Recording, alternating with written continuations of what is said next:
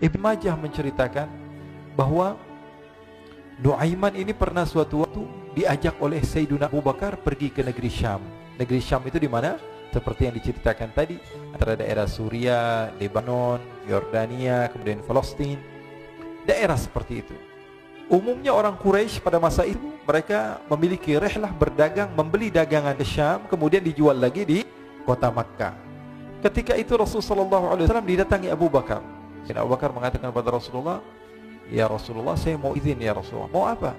"Saya mau ajak dua sahabat kamu ini ikut berdagang ya Rasulullah." "Siapa?" kata Rasulullah. "Nuaiman." Kata Rasulullah SAW, "Nuaiman kamu mau ajak? Mau ngapain?" "Biar seru-seruan aja ya Rasulullah." Kata Rasulullah, "Ya sudah, saya izinkan kamu bawa Nuaiman." Ketika itu Sayyidina Abu Bakar membawa Nuaiman sama satu sahabat namanya Suwaibid ibn Harmalah. Siapa namanya? Suwaibid ibn Harmalah. Ini sahabat Rasulullah SAW yang memiliki sifat yang berbeda-beda. Kalau Nuaiman ini aneh. Pernah Rasulullah SAW dibawain makanan banyak, dikasih Rasulullah, dikasih sahabat semua. Semuanya sudah makan, tiba-tiba si Nuaiman ini, sahabat Nabi Nuaiman mengatakan kepada Rasulullah, "Ya Rasulullah, ini yang penjualnya, tolong kau yang bayar ya Rasulullah." Makanan udah habis. Makanan udah habis, Rasulullah SAW bingung, saya yang bayar. Akhirnya Rasulullah katakan kepada sahabat, "Ayo keluarkan uang, kita patungan, kita bayar." Rasulullah aja mainin, apalagi kita orang. Sallu ala Nabi Muhammad. Nuaiman diajak Sayyidina Abu Bakar. Kata Rasulullah SAW, "Benar kamu mau ajak Nuaiman?" "Iya ya Rasulullah." Diajaklah katanya. Diceritakan dalam riwayat Ibn Majah, diceritakan juga di dalam Siyar A'lam Nubala, diceritakan juga di dalam Musnadnya Imam Ahmad bin Hanbal, dalam riwayat Imam Ahmad bin Hanbal. Maka diceritakan Nuaiman diajak oleh Sayyidina Abu Bakar. Sesampainya di negeri Syam, semua dibagi tugas. Fulan bin Fulan kerjaannya ini, Fulan bin Fulan kerjaannya ini, semua memiliki kerjaan. Nuaiman tanya, "Wahai Abu Bakar, kerjanya saya apa wahai Abu Bakar?" Kata Sayyidina Abu Bakar, "Kamu mau ngapain terserah kamu wahai Nuaiman. Yang penting kamu ikut saya," kata. Kemudian satu di antara mereka namanya Suwaibid ibn Harmalah. Ditanya oleh Sayyidina Abu Bakar, "Wahai Suwaibid, kamu mau kerjaan apa?"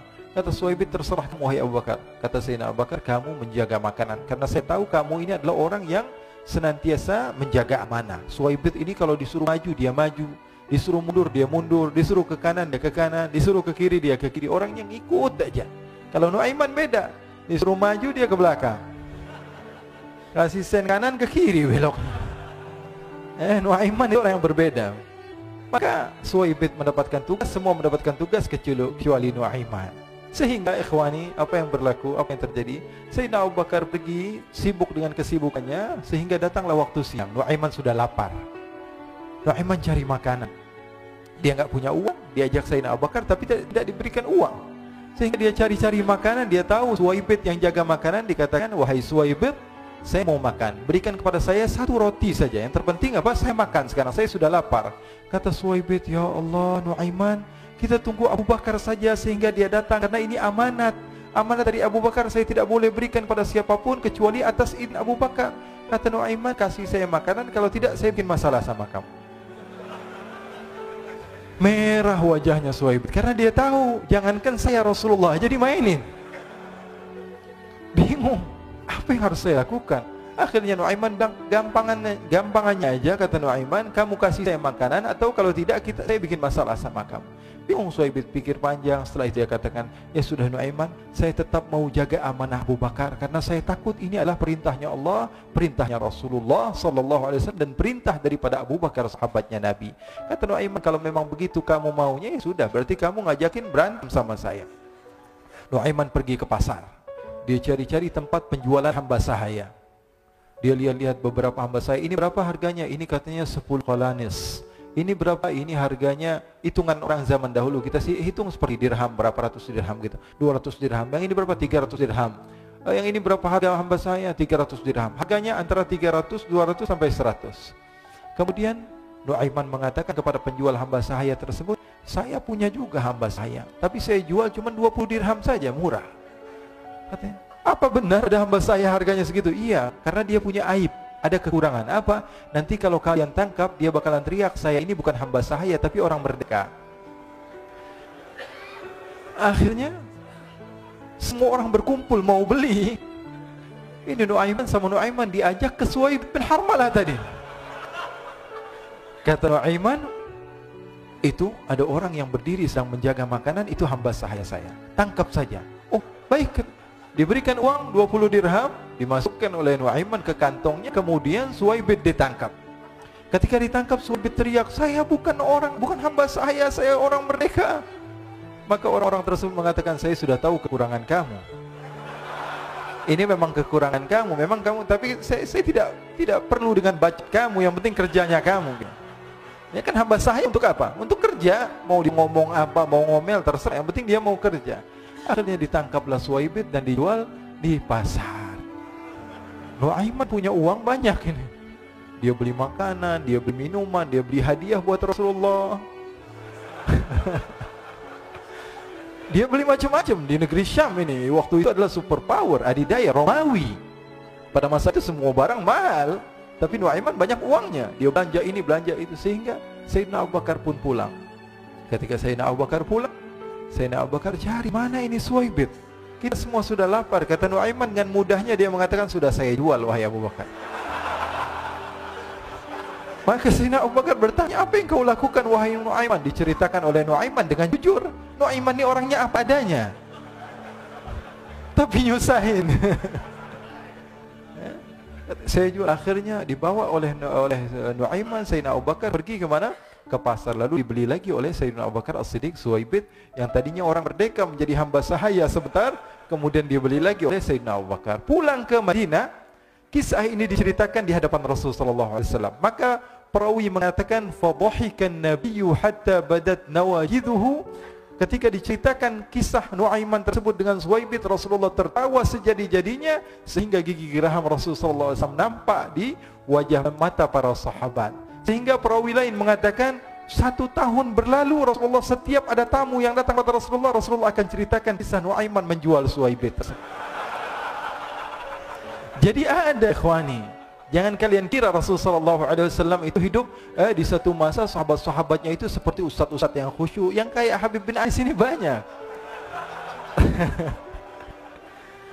Bahkan ikhwani, mungkin di akhir karena masa yang sudah habis, pernah suatu waktu Rasulullah SAW didatangi asyraf, delegasi dari beberapa negara yang ingin mengenal apa itu agama Islam. Sehingga mereka datang kepada rumah Rasulullah SAW membawa unta, kendaraan yang ketika itu kendaraan yang paling mahal mereka miliki, untanya yang paling mewah. Diikat di depan rumah Rasulullah SAW. Tamunya pun masuk, duduk bersama Rasulullah SAW. Di depan rumah Rasulullah SAW ada beberapa sahabat. Ada Sayyiduna Hamzah, kalian tahu Sayyidina Hamzah adalah orang yang pemberani. Ada Sayyiduna Umar, kalian tahu Sayyidina Umar adalah orang yang pemberani.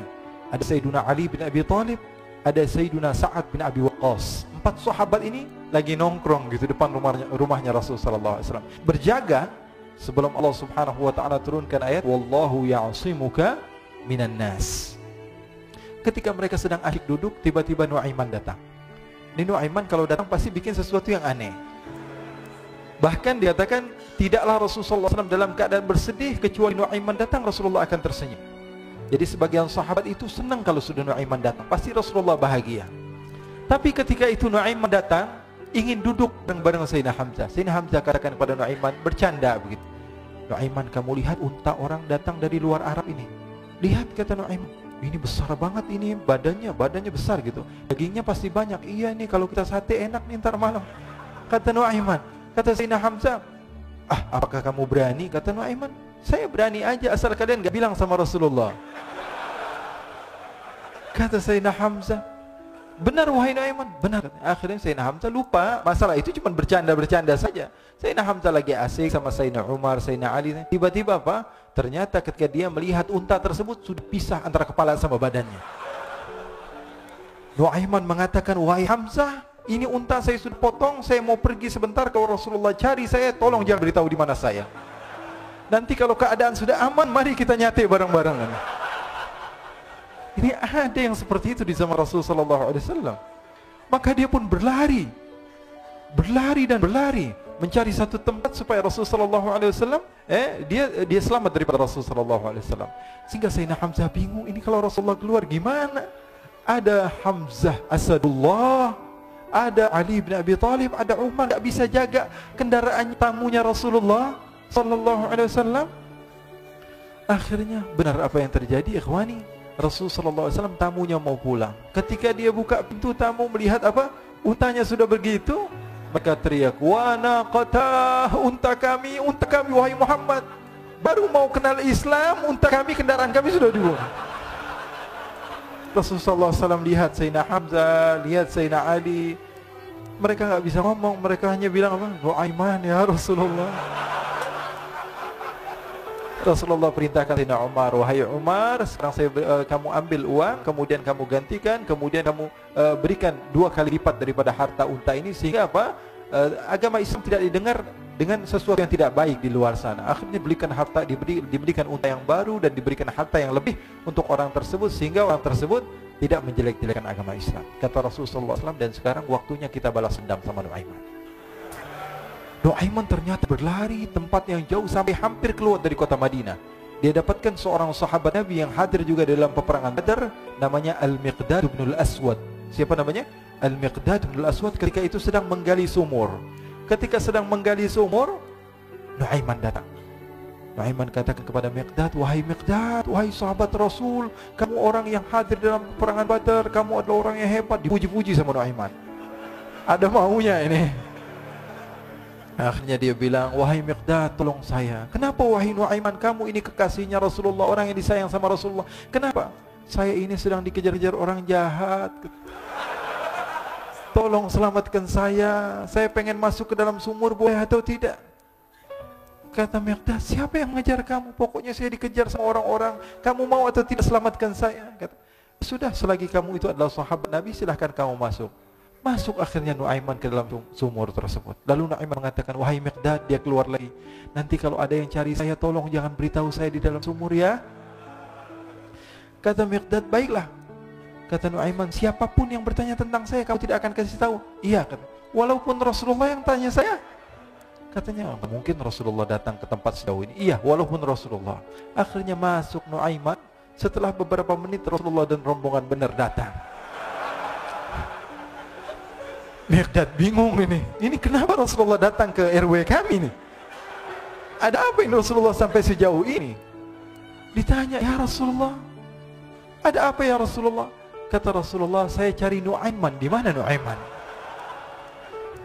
"Inna lillah," kata Miqdad. Nggak dijawab ini Rasulullah. Kalau dijawab, saya ingkar janji. Akhirnya apa dia katakan? "Wahai Rasulullah, mata saya tidak memandang kepada Nu'aiman, tapi tangannya nunjuk ke dalam sumur." Sahabat. Apa dia bilang? "Mata saya tidak melihat kepada Nu'aiman, tapi tangannya nunjuk ke sumur." Akhirnya dibuka sama Rasulullah, Nu'aiman muncul. Kata Rasulullah, "Nu'aiman, kamu bikin malu saya, wahai Nu'aiman." "Ya Rasulullah, yang bersalah bukan saya, tapi orang yang mencari saya bersama kamu ya Rasulullah." Akhirnya Rasulullah nengok, siapa? Ternyata Nu'aiman sudah lari kabur. Sallu ala Nabi Muhammad. Kisah-kisah seperti ini sebenarnya banyak sekali ya. Ini menunjukkan kepada kita bahwa kehidupan Rasulullah itu begitu indah. Rasulullah SAW, kalau kamu mau menjadi orang yang baik, contoh Rasulullah. Mau menjadi bapak yang baik, contoh Rasulullah. Mau menjadi pemimpin peperangan yang baik, Rasulullah. Mau menjadi murid yang terbaik, contoh Rasulullah. Bagaimana akhlak Rasulullah. Mau menjadi suami yang baik, contoh Rasulullah. Dalam segala hal, apapun itu Rasulullah SAW adalah makhluk yang paling terbaik. Di zaman Sayyidina Uthman bin Affan, Nu'aiman duduk di depan masjid Rasulullah SAW. Rasulullah sudah nggak ada. Nu'aiman sumpek. Biasanya Rasulullah SAW dimainin sama dia. Ini duduk di masjidnya Rasulullah SAW. Nggak ada kerjaan dia. Dia ambil batu, dia lempar, ngeliatin orang yang bolak balik sana. Kalau kata orang Malaysia, pusing sana, pusing sini, ya, balik sana, balik sini. Nu'aiman melihat ada orang yang buta, orang yang nggak bisa melihat, megang tongkat. Jalan, dia pusing sana, pusing sini, balik sana, balik sini. Nu'aiman, saya lagi sumpek, ini orang bikin tambah sumpek. Dipanggil sama Nu'aiman, "Hei buta, kemari kamu." Ini Nu'aiman nggak bisa ngelihat orang kecuali dikerjain. Itu Nu'aiman nggak bisa ngelihat orang kecuali kerjain. Tapi dia dicintai oleh Allah. Susah kan? Kalau Allah udah cinta, makanya cari cinta Allah, bukan cari surganya Allah. Cari ridha Allah, jangan cari surganya Allah. Surga itu makhluk, tapi ridhanya Allah, cintanya Allah itu yang paling mahal. Nuaiman akhirnya dipanggil buta. Buta, kamu kemari. Kenapa, kata si buta? Saya ini pusing, saya lagi sumpek, ngelihat kamu tambah sumpek, kata Nuaiman. Saya ini bukan mau bikin sumpek orang, kata si buta. Lalu apa yang kamu ingin lakukan? Saya ini dari tadi cari toilet, saya kebelet, kata si buta. Saya bersama anak saya yang biasa membawa saya, tapi anak saya sekarang sedang pergi ke pasar, saya tidak tahu di mana dia. Saya sudah nggak kuat, kata Nuaiman. Oh, kamu cari toilet, bilang dari tadi, nanti saya bantu, kata Nuaiman. Dipegang tangannya sama Nuaiman. Ini mau balas dendam ini Nuaiman. Ya, ini dipegang tangannya, dibawa kemana? Ke masjidnya Rasulullah Sallallahu Alaihi Wasallam. Dulu masjid nggak ada toiletnya, beda sama sekarang. Sekarang orang ke rest area yang lihat ada masjidnya nggak? Ada. Mau ngapain? Mau sholat duha? Bukan, cari toiletnya. Nah, orang zaman sekarang kan begitu. Maka Nuaiman memegang tangan si buta, dibawa ke masjidnya Rasulullah. Kira-kira sudah dekat mihrab. Di samping, di depan, katanya, oh ini toiletnya. Kamu mau ngapain terserah kamu di sini. Apakah sudah tidak ada orang di belakang saya? Tidak ada, sudah aman tempatnya. Nuaiman kabur udah nggak ngurusin lagi udah. Orang lagi sholat banyak, sahabat-sahabat tabi'in lagi pada sholat. Ini tiba-tiba di depan, bayangin di depan situ ada yang buka celana. Yang lagi sholat, mereka mempercepat sholatnya lalu maju ke depan, ingin dipukul ini orang. Ternyata ketika dilihat, wah buta ternyata. Kenapa kamu berani buang air kecil di masjidnya Rasulullah? Awa masjidi Rasulullah. Apakah ini masjidnya Rasulullah? Iya, ini masjidnya Rasulullah. Inna lillahi wa inna ilaihi raji'un. Kata siapa? Si buta ini. Tadi saya cari-cari toilet, tiba-tiba saya berjumpa dengan orang yang sepertinya orang baik. Dari tutur bicaranya adalah orang baik. Dia katakan ini adalah toilet, tempat buang air kecil. Kata sahabat-sahabat, pasti ulahnya Nuaiman. Karena semua sudah tahu, sudah ini kerjaan Nuaiman, gak ada selain dia. Maka siapa-siapa, kata si buta? Nuaiman. Oh, kurang ajar Nuaiman. Saya nadar, saya tidak keluar dari kota Madinah, pulang ke kampung saya sebelum saya pukul Nuaiman dengan tongkat saya. Buta ini sudah begitu marah. Akhirnya dia keluar dari masjid, dia cari-cari. Dia pusing sana, pusing sini, lari sana, lari sini. Dia cari di mana yang namanya Nuaiman. Tanya ke sana, tanya kemari. Tahu nggak Nuaiman? Oh, Nuaiman kalau dicari nggak bakalan ketemu. Ya? Tiba-tiba dia sudah capek ini si buta. Nuaiman datang. Nuaiman tanya, nakar sautu. Dia rubah suaranya. Buta, lagi ngapain sendirian di sini? Dia bilang, saya lagi sumpek ini. Sumpek kenapa? Saya ditipu sama orang. Siapa namanya? Nuaiman. Terus kamu mau ngapain sekarang? Saya mau balas dendam. Oh, sini saya antar kamu kepada Nuaiman. Padahal yang ngomong siapa? Nuaiman. Ini bukan cerita-cerita saya yang bikin loh, bukan. Ada riwayatnya. Maka Nuaiman memegang tangan si buta, dibawa lagi kemana? Dia bohongi, dia tipu. Dia ajak keliling-keliling dulu, seakan-akan tempatnya sudah jauh. Selepas itu dia bawa ke masjidnya lagi. Dibawa lagi ke masjidnya Rasulullah SAW. Didekatkan kepada mihrab. Ketika itu Khalifatu Rasulullah Sayyiduna Uthman bin Affan, Amirul Mu'minin, sedang sholat. Sayyidina Uthman, jangan kalian tanya khusyuknya di dalam salat. Bahkan beliau terbunuh ketika sedang membaca Al-Quran, zikir kepada Allah Subhanahu Wa Taala.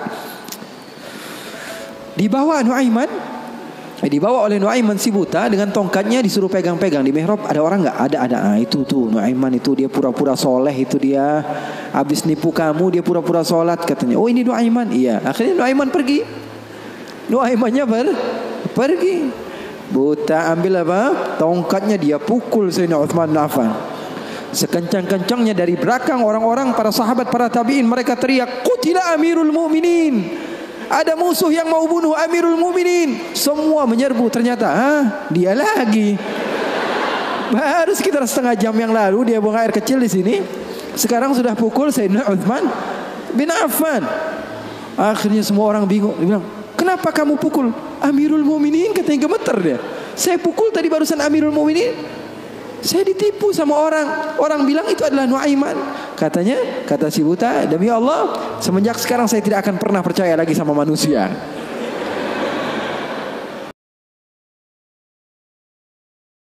Rasulullah SAW duduk ketika itu sendiri. Abu Bakar datang izin, Anjasyah boleh atau tidak saya masuk? Kata Rasulullah, siapapun mau masuk silahkan masuk. Masuk Sayyidina Abu Bakar. Sayyidina Abu Bakar ini nggak kuat. 1 jam saja pisah dari Rasulullah dia pasti kacau hidupnya. Datang ke Rasulullah SAW duduk. Sayyidina Abu Bakar orangnya begitu, nggak berani. Ini paham bahasa Indonesia nggak nih? Paham ya? Saya kira karena sebagian orang, saya pernah ceramah di satu tempat di Banten, di pedalaman, dusun. Saya ngomong bahasa Indonesia, saya kira paham semua orang. Pas selesai kajian sekitar 1,5 jam saya ngomong, tahu-taunya nggak ada yang paham bahasa Indonesia. Rasanya pengen apa itu? Paham bahasa Indonesia, paham ya? Paham. Maka Sayyidina Abu Bakar masuk ke rumah Rasul, ke tempat Rasul sallallahu alaihi wasallam. Ketika itu sedang duduk, Rasulullah diam. Sayyidina Abu Bakar orangnya ini nggak berani memulai omongan, berbeda dengan sahabat yang lain. Melihat Rasulullah dia diam saja. Beliau ini di antara syimahnya, di antara apa? Syama'ilnya, di antara sifat Sayyidina Abu Bakar yang disebutkan perawi bahwa Sayyidina Abu Bakar ini kalau Rasulullah tersenyum dia tersenyum. Kalau Rasulullah nangis dia nangis. Kalau Rasulullah bahagia dia bahagia. Pokoknya yang ada di dalam otaknya Rasulullah saja. Buktinya di dalam hijrah Nabi Muhammad SAW bertanya kepada Sayyidina Abu Bakar, ada air atau tidak? Rasulullah perjalanan beberapa hari, ada air atau tidak? Sayyidina Abu Bakar bergegas mencari air. Dapat sedikit diberikan kepada Rasulullah SAW. Rasulullah minum. Lalu beliau mengatakan, "Fasyariban nabiyyu wartawaitu ana." Katanya Rasulullah yang minum, tapi yang lepas dahaga saya. Sallu ala nabi. Itu yang namanya cinta. Itu yang namanya cinta. Yang minum Rasulullah, tapi yang lepas dahaga siapa? Sayyidina Abu Bakar As-Siddiq. Maka Sayyidina Abu Bakar duduk diam. Rasulullah nggak ngomong, dia nggak ngomong. Al-Abdul Aswad tadi, Anjashah, hamba sahaya Rasulullah SAW ngeliatin aja. Rasulullahnya diam, Abu Bakarnya diam. Nggak ada suara sama sekali. Sering saya juga begitu kalau sama santri-santri, murid-murid begitu. Sayanya diam, murid saya diam. Saya megang handphone, dia megang handphone. Rasulullah SAW diam, Sayyidina Abu Bakar diam. Sayyidina Umar datang, "Assalamualaikum ya Rasulullah." Waalaikumsalam. Kata Rasulullah SAW, masuk duduk Sayyidina Umar. Sayyidina Umar ini orangnya nggak bisa diam. Beda sama Sayyidina Abu Bakar As-Siddiq. Duduk sebentar, 5 menit, Rasulullah diam, Abu Bakar diam. 10 menit, 15 menit masih diam. Lalu Sayyidina Umar memberanikan untuk membuka pembicaraan. Dia katakan, "Ya Rasulullah." "Iya ya Umar, saya mau tanya ya Rasulullah. Mau cerita, mau curhat ya Rasulullah." "Silahkan wahai Umar." "Saya punya istri di rumah ya Rasulullah." Ceritanya istri. Udah dikasih uang belanja masih kurang aja. Sudah dicukupi keperluannya masih saja marah-marah. Nah, itu orang yang udah punya istri ya. Nggak punya istri kesian deh lo. Jangan senyum-senyum ya. Semuanya yang ngerasa. Sayyidina Umar bin Khattab, dia mengatakan apa? "Ya Rasulullah, saya punya istri di rumah ya Rasulullah. Sudah saya kasih uang masih kekurangan saja ya Rasulullah. Sudah saya cukupi keperluannya masih saja ya Rasulullah." Cerita panjang lebar tentang istrinya kepada Rasulullah SAW. Serius ini Sayyidina Umar. Rasulullah ketika mendengar Sayyidina Umar mengatakan hal yang sedemikian rupa, Rasulullah tertawa. Rasulullah tertawa. Yang tadinya Rasulullah SAW sedang bersedih, sedang sumpah, sedang boring. Rasulullah SAW tertawa. Sayyidina Abu Bakar tertawa juga. Sayyidina Abu Bakar tertawa, Rasulullah tertawa. Sayyidina Umar bingung. Saya lagi cerita sedih kok malah ketawa semua. "Ya Abu Bakar, kalau kamu tertawa saya tahu karena Rasulullah tertawa. Rasulullah tidak tertawa kecuali engkau tertawa. Lalu engkau ya Rasulullah kenapa kok tertawa ya Rasul?" Kata Rasulullah apa? "Saya ini dari tadi menyendiri di sini gara-gara sumpek." "Kenapa wahai Umar?" "Sama seperti kalian. Sebabnya siapa? 2 anak kalian," kata Rasulullah SAW. Faham atau tidak? Sayyidina Umar cerita panjang lebar tentang istrinya. Kata Rasulullah SAW, "Saya juga datang ke sini menyendiri, lari dari rumah. Karena apa? Karena ulah anak 2 kalian." Karena Rasulullah SAW memiliki istri Sayyidatuna Aisyah dan Sayyidatuna Hafsah, putri Sayyidina Umar. Jadi begitu. Yang namanya suami sekelas Rasulullah SAW saja digituin, apalagi ente. Apalagi kita sekelas Rasulullah SAW saja mendapatkan cobaan dari Allah Subhanahu wa taala. Orang kalau berjumpa dengan Rasulullah sekilas begitu, gugup, gemetaran, gak bisa ngomong. Bahkan katanya sebagian sahabat itu udah dicatat nih mau ngomong apa. Di depan Rasulullah SAW gak bisa ngomong. Rasulullah SAW kehidupannya seperti kita, tidak ada beda. Jadi jangan kira bahwa sungguhnya kehidupan Rasulullah SAW ketika itu hanya khusyuk dalam ibadah saja. Tidak, Rasulullah SAW hidup dengan kesenangan, hidup dengan canda, tawa. Rasulullah SAW didatangi seorang perempuan bawa air.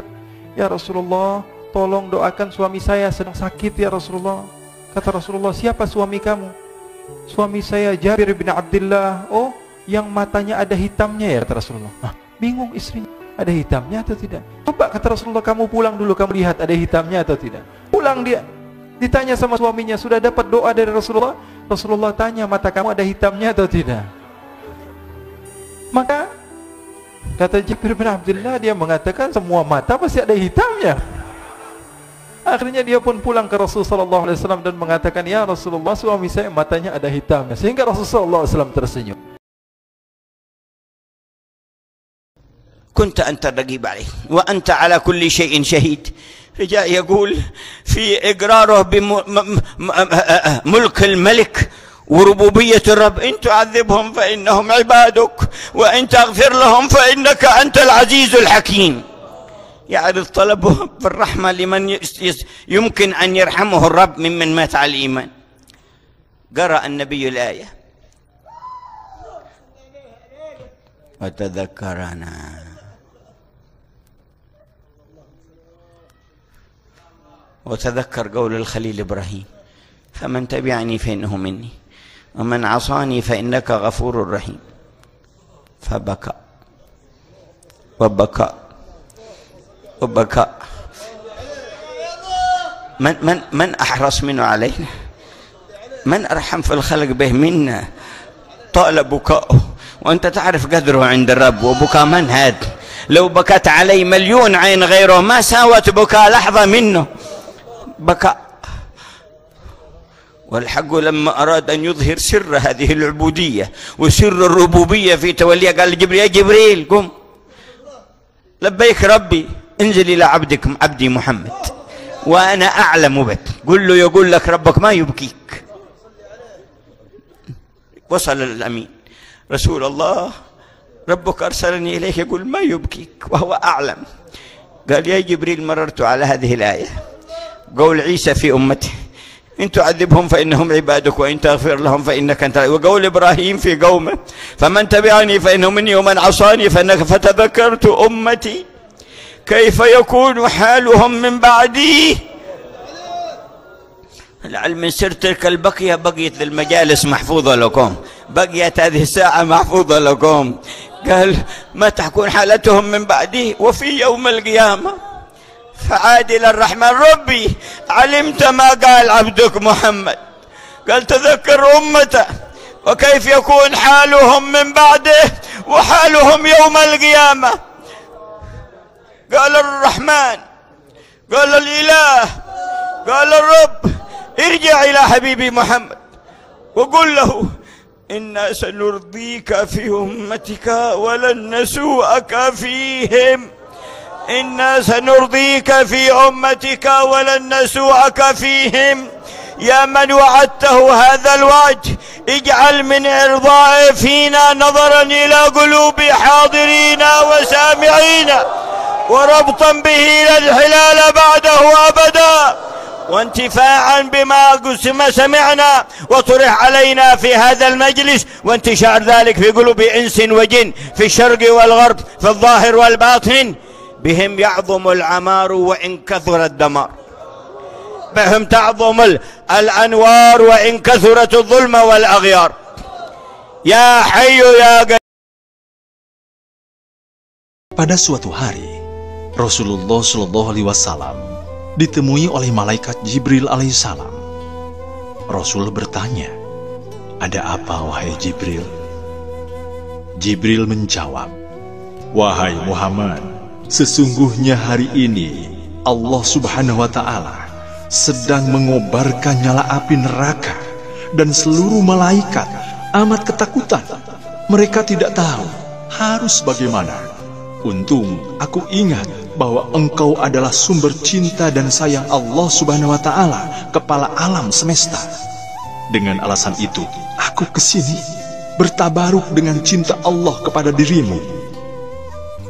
Rasulullah Shallallahu Alaihi Wasallam terdiam beberapa saat, kemudian bertanya lagi, "Wahai Jibril, ceritakan padaku, bagaimanakah neraka itu sesungguhnya?"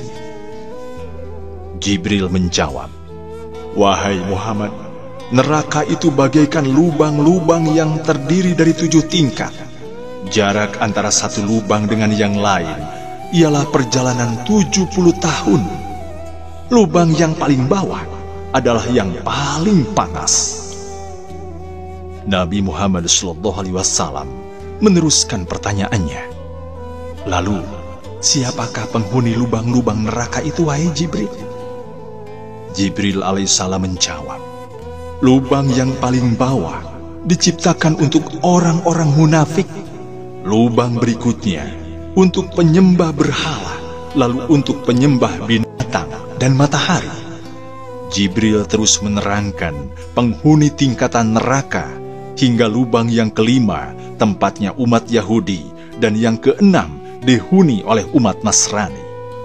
Dan setelah menjelaskan penghuni 6 tingkatan neraka itu, Jibril alaihissalam diam cukup lama. Rasulullah SAW penasaran dan bertanya kembali, "Wahai Jibril, siapakah penghuni neraka yang ke-7?" Jibril diam saja, tidak menjawab. Rasulullah SAW mengulangi pertanyaannya, tapi Jibril tetap diam. Rasulullah SAW tambah penasaran dan mendesak Jibril agar dijawab pertanyaannya. Akhirnya, Jibril alaihissalam pun berkata, "Umatmu, wahai Muhammad, mereka itu para pelaku dosa besar di kalangan umatmu, yang dimana sampai mereka mati belum sampai bertaubat." Mendengar jawaban Jibril alaihissalam itu, Rasulullah SAW langsung jatuh pingsan. Jibril pun merangkulnya dan meletakkan tubuh baginda di atas pangkuannya.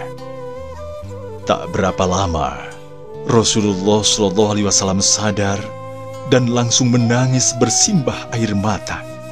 Dengan terisak-isak, Rasulullah SAW mempertegas pertanyaannya, "Wahai Jibril, apakah benar ada di antara umatku yang masuk neraka?" Jibril alaihissalam menjawab, "Benar wahai Muhammad, pelaku dosa besar di antara umatmu yang belum bertaubat." Setelah itu, Rasulullah SAW langsung menghadap kiblat dan sujud kepada Allah Subhanahu wa Ta'ala dalam isak tangisnya. Sesekali, dengan suara pelan, beliau membisikkan kata-kata, "Umati ya Rabb, umati, umati, umati." Beliau Shallallahu Alaihi Wasallam tidak mengangkat kepalanya dalam keadaan seperti itu selama 3 hari 3 malam, kecuali setiap Bilal bin Rabah mengumandangkan azan, barulah beliau bangkit untuk menjadi imam, dan setelah itu kembali sujud lagi. Pada hari ketiga, Abu Bakar radhiyallahu anhu menyadari hal itu. Beliau mengetuk pintu Rasulullah SAW dan mengucapkan salam 3 kali, namun tidak ada jawaban. Abu Bakar radhiyallahu anhu sedih dan berseru di depan pintu Nabi Muhammad SAW, "Apakah ada jalan untuk masuk ke rumah Rasulullah?" Tetap tidak ada jawaban. Lalu beliau menangis dan melangkah pulang. Di jalan beliau bertemu sahabat Umar radhiyallahu anhu. "Mengapa engkau menangis, wahai Abu Bakar?" Abu Bakar radhiyallahu anhu menceritakan keadaan Rasulullah SAW. Maka Umar radhiyallahu anhu pun melangkah menuju rumah Nabi Muhammad SAW, dan terjadilah hal yang sama. Umar pun pulang dan menangis. Di jalan beliau bertemu Salman Al-Farisi radhiyallahu anhu. Dengan terisak-isak, Umar radhiyallahu anhu bercerita kepada Salman radhiyallahu anhu hingga membuat dia amat sedih. namun dia tidak berani mengulangi hal yang sama. Salman melangkah menuju rumah Fatimah radhiyallahu anha dan menceritakan hal itu. Setengah berlari, Fatimah radhiyallahu anha menuju rumah ayahnya Muhammad sallallahu alaihi wasallam dan mengetuk pintu sambil mengucapkan salam. Mendengar suara lembut putri tercinta, sejuklah dada Nabi Muhammad sallallahu alaihi wasallam. Lalu Rasulullah sallallahu alaihi wasallam bangkit dari sujud dan membuka pintu. Alangkah terkejutnya Fatimah radhiyallahu anha melihat beliau yang amat kurus dan pucat. Lalu Fatimah memeluk beliau sallallahu alaihi wasallam lalu menangis. "Wahai ayahanda, apa yang terjadi? Mengapa engkau amat sedih seperti ini?" Rasulullah sallallahu alaihi wasallam kembali menangis dan berkata dengan suara lirih, "Wahai Fatimah, belahan jiwaku, bagaimana mungkin aku tidak sedih? Sedangkan Jibril mengatakan akan ada kelak umatku yang akan masuk neraka." Ada seorang sahabat Nabi Muhammad SAW bernama Abu Dujanah. Abu Dujanah itu adalah seorang sahabat Nabi yang subhanallah fakir. Beliau tuh rajin, kalau sudah sholat bersama Nabi rajin sampai tuntas baru pulang. Tapi berapa hari dilihat oleh Nabi, dia tuh pulang sebelum waktunya Nabi berdoa. Padahal sahabat Tuhan doa Nabi kan dinanti dong. Doa Nabi kan kabul semua. Ini sahabatnya selalu pulang sebelumnya. Nabi belum beres dia pulang waktu itu subuh. Sehingga akhirnya Nabi pun penasaran karena Nabi tuh perhatian ibu. Nabi tuh padahal segitu banyaknya sahabat. Tapi Nabi itu memang karena Nabi itu benar-benar jadikan sebagai rahmat lil alamin. Nabi itu teliti dengan kondisi sahabatnya, dengan apa yang dirasa sahabatnya, Nabi itu perhatian. Sehingga akhirnya waktu ketemu di hari berikutnya ditanya sama Nabi, "Ya Abu Dujanah, kenapa kamu aku lihat berapa hari ini pulangnya kok buru-buru? Kamu gak ada hajat tak dengan Allah? Kamu gak ada hajat tak?" Akhirnya dia nangis. "Ya Rasulullah, hajatku banyak." "Ya terus kenapa kamu buru-buru pulang? Kenapa gak tenang dulu? Mungkin nunggu sampai isyraq, sekalian duha." Pengennya mah begitu katanya. "Tapi ya Rasulullah, aku ada sebab." "Apa sebabnya?" katanya. "Ya Rasulullah, kami tuh keluarga fakir. Kami tuh sering kali gak makan. Dan saya tuh punya anak-anak kecil yang mereka pun sering kelaparan." Waktu itu Abu Dujanah tuh mengatakan, "Pagi hari ketika aku pulang dari masjid ya Rasulullah, aku melihat anakku itu mengambil buah kurma yang jatuh, yang pohon kurmanya itu adalah milik tetanggaku." Jadi tetangganya tuh punya pohon kurma tuh lebat banget. Kalau pagi namanya buah tuh jatuhan di bawah kan gitu ya. Pagi itu kan buah tuh kan berjatuhan. Aku lihat waktu itu anakku kok ngambil buah-buah yang jatuh di bawah karena anak kecil lapar. Ya, jadi dia langsung main dimasukin aja ke mulutnya. Dan aku begitu melihat anakku mengambil kurma tersebut ya Rasulullah, aku kejar, aku lari, aku ambil anakku, lalu aku ambil buah yang ada di mulutnya tadi, aku muntahkan. Aku keluarkan ya Rasulullah dan aku katakan kepada anakku, "Nak, jangan sampai kamu mempermalukan abahmu nanti di akhirat dengan memasukkan sesuatu yang gak halal ke perutmu." Seorang bapak, kayaknya kalau kita melihat mengeluarkan sampai anak dimuntahin begitu kok kayaknya kejam. Tapi ternyata apa? Oh, ini benar-benar bapak yang cinta anak. Nah, jangan sampai kamu mempermalukan bapak di akhirat dengan sesuatu yang gak halal di perutmu. Nabi ibu dengar kisah dari Abu Dujanah gitu, nangis Muhammad SAW. Nabi merasakan sakitnya, sedihnya. Seorang bapak melihat anaknya kelaparan, dia gak bisa berbuat apa-apa. Sudah begitu anaknya kok ngambil sesuatu yang harus terpaksa harus dimuntahkan. Padahal mungkin efeknya anak akan menangis, anak lapar.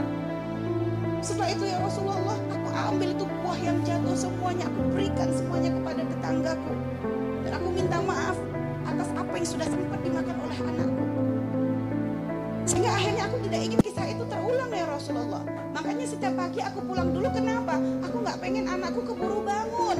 Jadi sebelum dia bangun setiap pagi tuh aku pilihin tuh buah-buahnya tetanggaku, aku berikan kepada tetanggaku supaya nanti gak dilihat oleh anakku. Karena ibarat kalau sudah melihat tapi gak bisa makan tuh lebih ngenes. Karuan gak ngelihat kan begitu Bu? Karuan gak ngelihat.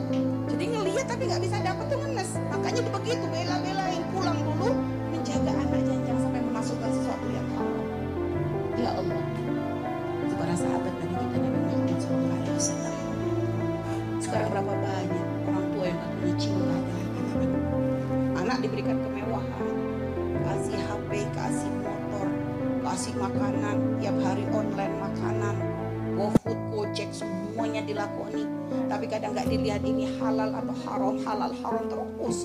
Yang penting anakku sehat, yang penting anakku senang, yang penting anakku bahagia. Berapa banyak orang tua kayak begitu. Tapi sahabat Nabi kita belajar dari situ. Akhirnya Nabi subhanallah, di kisah itu akhirnya Nabi coba nawar kepada tetangganya Abu Dujana. Didatangi tetangganya Abu Dujana yang ternyata adalah seorang munafik. Pak, aku beli pohon kurmamu ini, kata Nabi, dan aku bayar dengan 10 pohon kurma di surga. Dibalas dengan 10 pohon kurma di surga.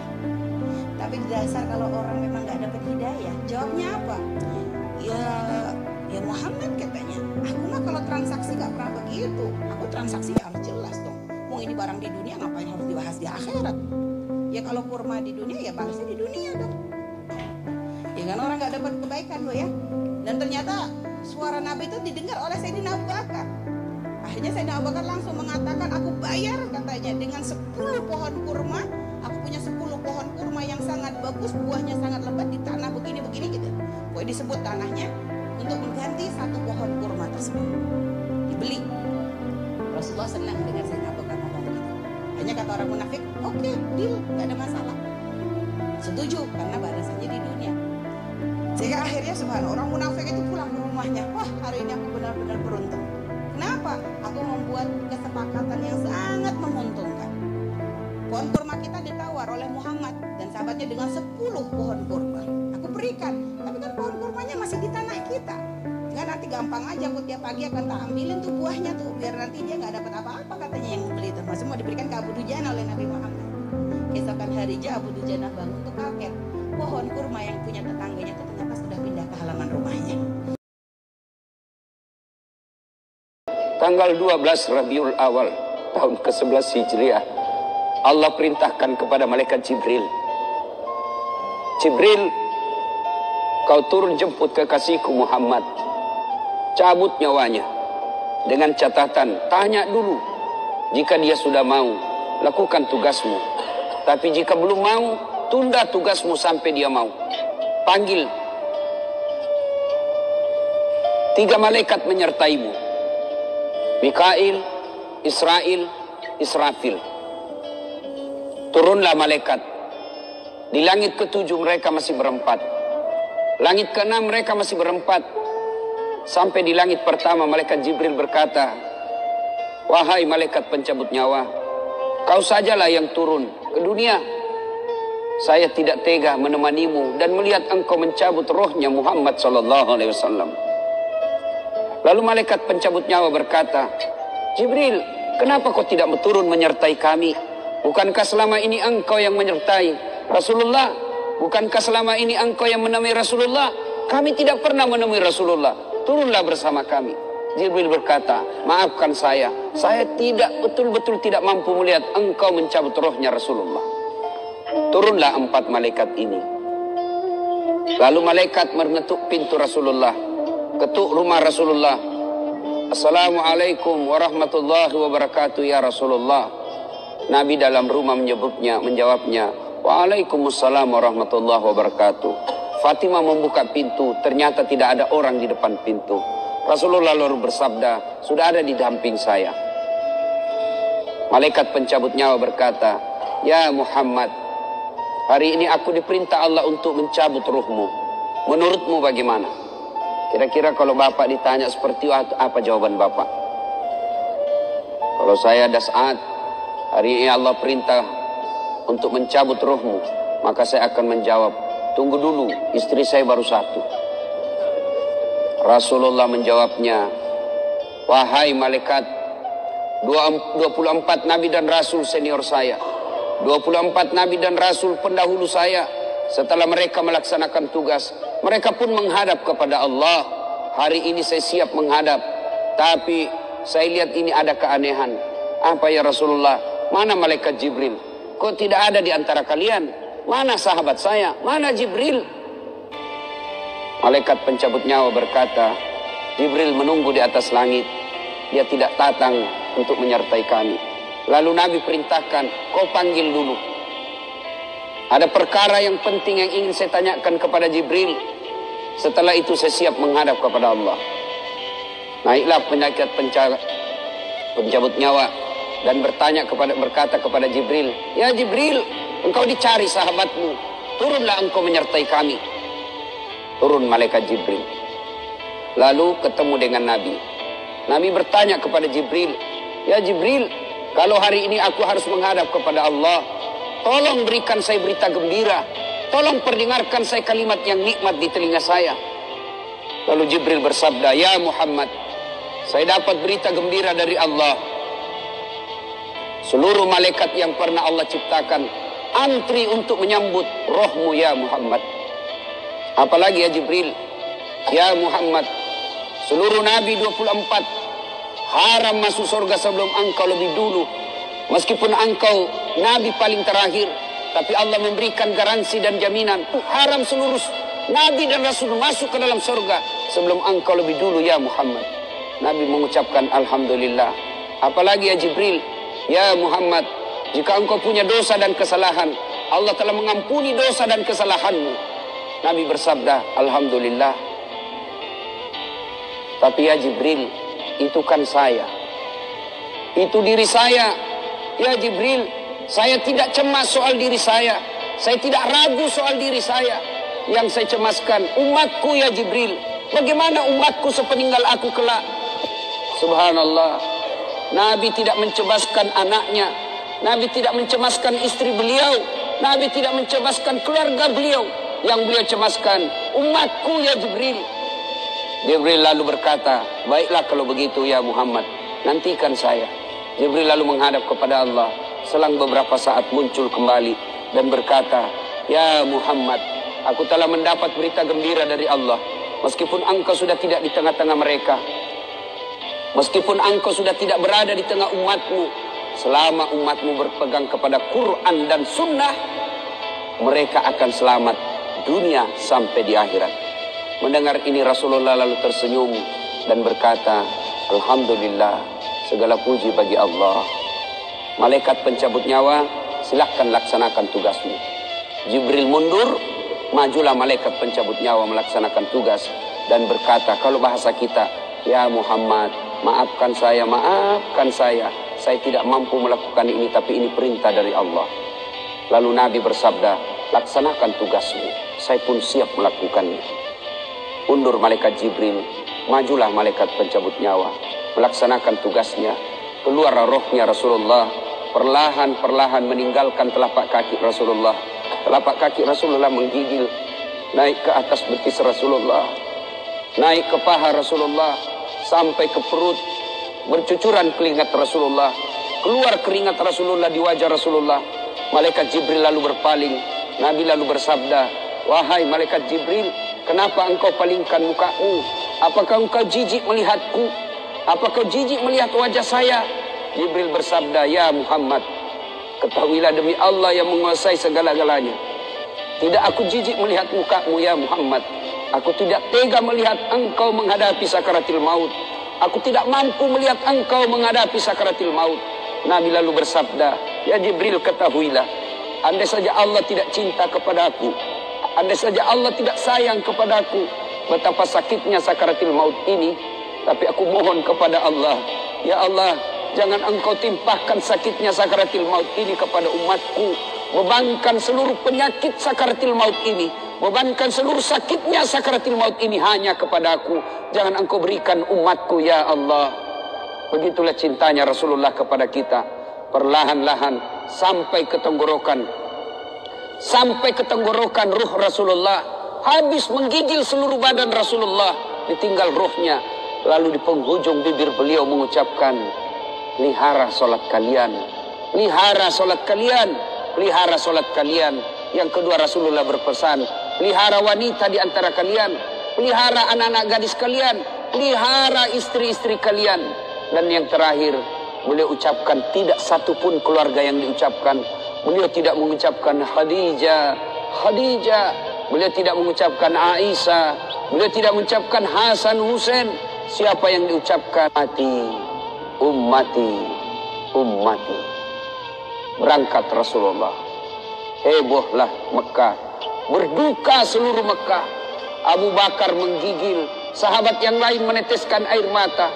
Satu sahabat yang tidak mau menerima kenyataan, Umar bin Khattab.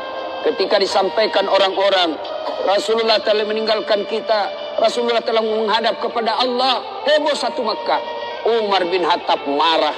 Dia cambuk, dia tarik pedangnya dan berkata, siapa yang mengatakan Muhammad wafat, maka aku tebas batang lehernya. Umar tidak biasa. Umar tidak mampu menerima kenyataan Rasulullah berpisah dengannya. Dan Umar mengamuk, siapa yang mengatakan Muhammad mati, saya tebas batang lehermu. Tampil Abu Bakar Siddiq berdiri di depan rumah Rasulullah dan bersabda dan berkata, siapa yang menyembah Muhammad, sesungguhnya Muhammad telah menghadap kepada Tuhannya.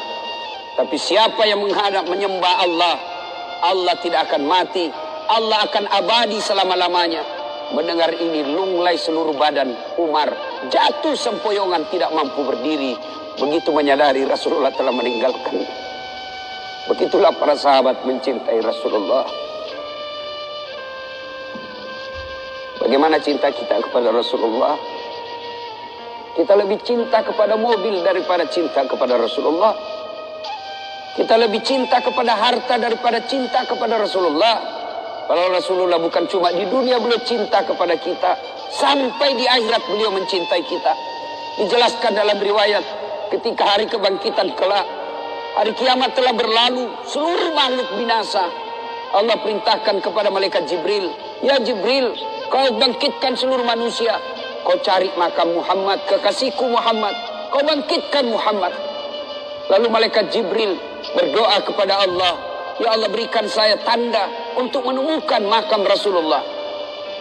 Bayangkan habis kiamat, porak-poranda dunia, berantakan dunia, lalu disuruh mencari. Jibril disuruh mencari makam Rasulullah. Dengan izin Allah, makam Rasulullah mengeluarkan asap.